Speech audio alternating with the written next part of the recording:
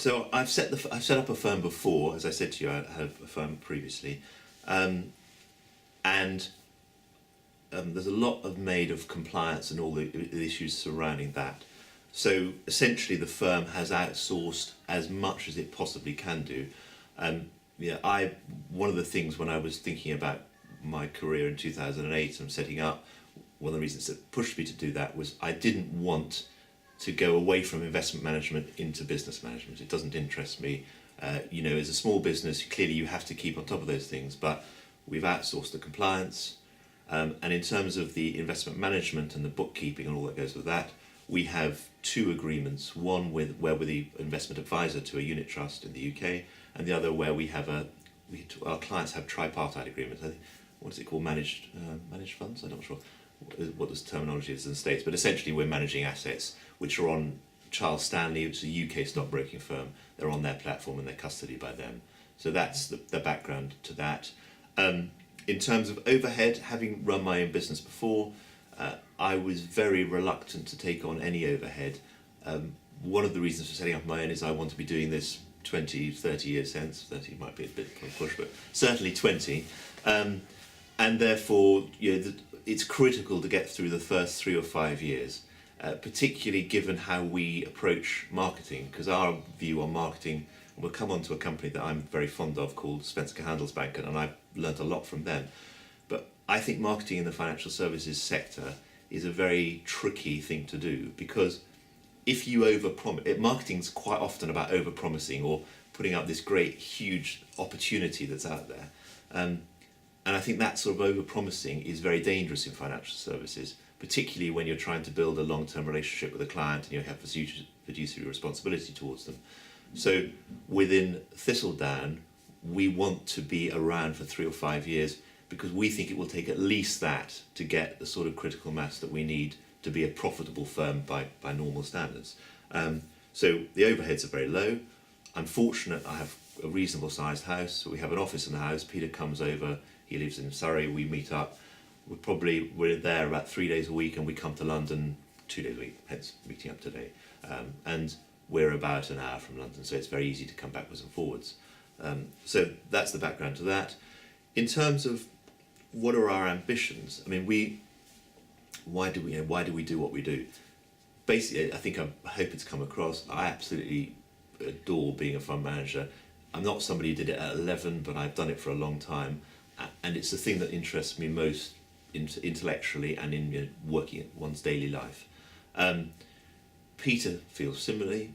We feel very strongly that if you've got your own money invested, as we have, I'm the largest investor in my own fund, and there's always a thing about what percentage of your wealth is in there, but all I can tell you is that all of my active equity money, where I don't have a CGT problem, so that's essentially about 80%, is in my own fund. And every time, if I get money out, it all goes into the fund. So it's an ongoing thing like that. And Peter, similarly, in his strategies, he does exactly the same thing. So why do we do it? For that reason. I think I'd be an awful client, by the way. So if I'm going to live off my money, I'd have to give it to someone else to manage, and I just can't think of doing that. And I think finally that we think that clients are quite badly served by costs. So we want satisfied clients, and we want to keep our costs down. And I think in terms of satisfying people, one of my personal heroes is the whole Vanguard business, which may seem strange as a value investor, but I think what they deliver for their customers is extraordinary. I mean, their approach to driving down costs, the clarity in which they communicate what they're doing is exemplary. My only objection, perhaps, is that I think markets do become very overvalued and indeed very undervalued. And if someone's going to pay me money, I think they're paying me money to take some difficult decisions for them, because I know we haven't invested in Greece, and maybe we will, maybe we won't. But it's never going to be easy for the lay person to invest in an area which is out of favour. Equally, it's never going to be easy for a layperson to sell an area that's hugely in favour. And it seems to me that those decisions, I'm being paid to take those sorts of decisions for people. I think the other thing, which certainly I feel very strongly about, is I'm being paid to try and reduce the riskiness of portfolios. There's a lot of debate in value investing circles about whether volatility approximates to risk and how that works. And my feeling is that volatility is very important for clients' ability to sleep easily at night. It doesn't equate to risk in the sense that risk is, you have £100 and you no longer have it because the company's gone bust. That's risk. You've actually genuinely lost money. But I think there is an issue where you have £100, it turns into 70. You didn't expect that to happen. It hadn't been communicated to you that that could happen. And when it gets to 70, you can't stand that, so you sell. So although the value investor says, oh yeah, but the value hasn't been really eroded, but in your mind it has, the client, and in your mind you can't take that risk. So I think for people who say that volatility isn't risk, they're slightly not really sitting in the client's seat and understanding how clients look at it. So we try, to the extent we can, to diversify our portfolios, but we don't over-diversify. There's some stuff which when we give a presentation, we talk, I think it's Elliot and Gruber who did some stuff about how many investments you need to diversify your portfolio. The number is probably 10 or 12.